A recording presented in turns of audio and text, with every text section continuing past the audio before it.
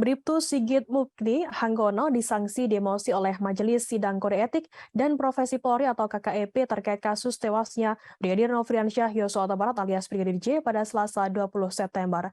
Bribtu Sigit Mukti dihukum demosi selama 1 tahun karena ikut terlibat dalam skenario Verdi Sambo yang merupakan ex-Banit Den Aropaminal Divpropam Polri.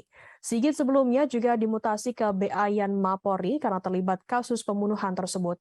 Kabak Penerangan Umum, maksud kami, Divisi Humas Polri, Kombes Nurul Azizah mengatakan Bribtu Sigit terbukti dinyatakan melanggar etik dan melakukan perbuatan tercela dalam kasus kematian Brigadir J. Bribtu Sigit kemudian dijatuhi sanksi administratif berupa mutasi bersifat demosi selama 1 tahun.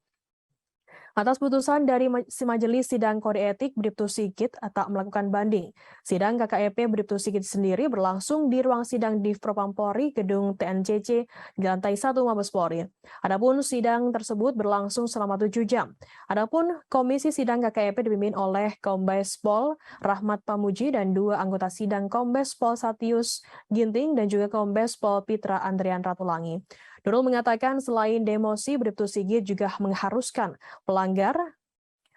diharuskan untuk meminta maaf secara lisan dan tertulis di hadapan sidang KKEP, pimpinan Polri, dan pihak yang dirugikan. Selain itu, pelanggar juga akan mengikuti pembinaan mental kepribadian, kejiwaan, keagamaan, dan pengetahuan profesi selama 1 bulan.